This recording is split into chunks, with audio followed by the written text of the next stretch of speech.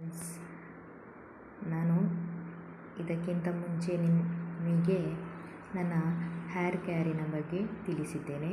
ಈಗ ನಾನು ನಿಮಗೆ ನನ್ನ ಸ್ಕಿನ್ ಕೇರ್ನ ಬಗ್ಗೆ, ಅದರಲ್ಲೂ ಮುಖಕ್ಕೆ ನಾನು ಯೂಸ್ ಮಾಡುವಂಥ ವಸ್ತುವಿನ ಬಗ್ಗೆ ನಿಮಗೆ ತಿಳಿಸಿಕೊಡ್ತೇನೆ.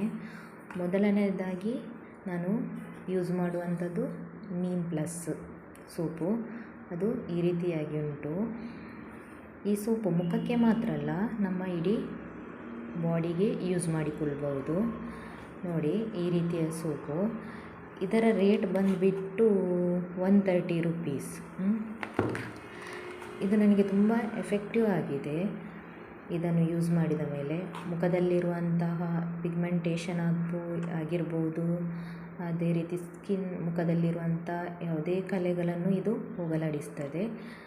ಇದು ನಮ್ಮದು ಬಾತ್ ಸೋಪಾಗಿ ಯೂಸ್ ಮಾಡುವಂಥದ್ದು. ಬೇಕಿದ್ದರೆ ಇದು ಅಂದರೆ 130 ರೂಪೀಸ್ ಸ್ವಲ್ಪ ಕಾಸ್ಟ್ಲಿ ಆಯಿತು ಅಂತ ಹೇಳಿ ನೀವು ಮುಖಕ್ಕೆ ಮಾತ್ರ ಯೂಸ್ ಮಾಡಿಕೊಳ್ಬೋದು, ಅಥವಾ ಫುಲ್ ಬಾಡಿಗೆ ಯೂಸ್ ಮಾಡಿಕೊಳ್ಬೋದು. ಈ ಸೋಪಿನಲ್ಲಿ ಮುಖ ತೊಳೆದ ನಂತರ ಅಥವಾ ಸ್ನಾನ ಮಾಡಿದ ನಂತರ ಈ ಕ್ರೀಮನ್ನು ಮುಖಕ್ಕೆ ಹಚ್ಚಿಕೊಳ್ಳುವಂಥದ್ದು. ಮಾತ್ರ ಇದನ್ನು ನೈಟ್ ಮಾತ್ರ ಯೂಸ್ ಮಾಡಬೇಕು.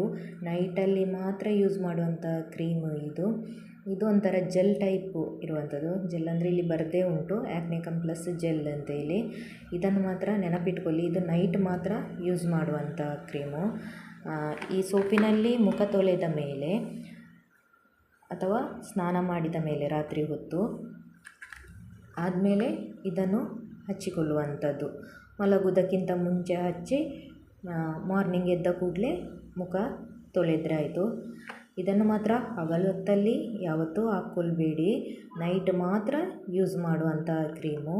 ಇದರ ರೇಟ್ ಬಂದುಬಿಟ್ಟು 122 ರೂಪಾಯಿ ಇದರದ್ದು. ಈ ರೀತಿಯಾಗಿ ಉಂಟು. ಈ ಸೋಪನ್ನು ಮುಖ ತೊಳೆದ ಮೇಲೆ ನೈಟ್ ಮಾತ್ರ ಈ ಜೆಲ್ಲನ್ನು ಹಚ್ಚಿಕೊಳ್ಳುವಂಥದ್ದು. ಫುಲ್ಲು ಮುಖಕ್ಕೆ ಹಚ್ಚಿಕೊಳ್ಳಿ.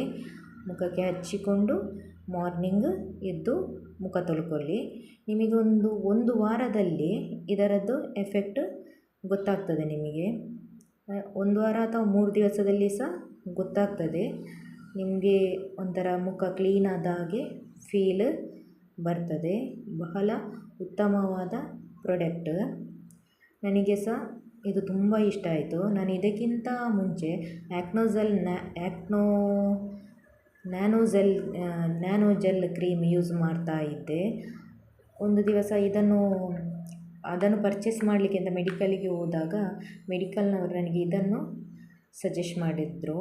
ಹಾಗಾಗಿ ನಾನು ಇದನ್ನು ಯೂಸ್ ಮಾಡಿ 1 ವೀಕಲ್ಲೇ ನನಗೆ ಇದರ ರಿಸಲ್ಟ್ ಗೊತ್ತಾಗಿದೆ. ತುಂಬ ಚೆಂದವಾಗಿದೆ ಈ ಕ್ರೀಮು. ಯಾರಿಗೆಲ್ಲ ಬೇಕಿದ್ದವರಿಗೆ ಇದನ್ನು ಯೂಸ್ ಮಾಡಿಕೊಳ್ಬೋದು. Thank you.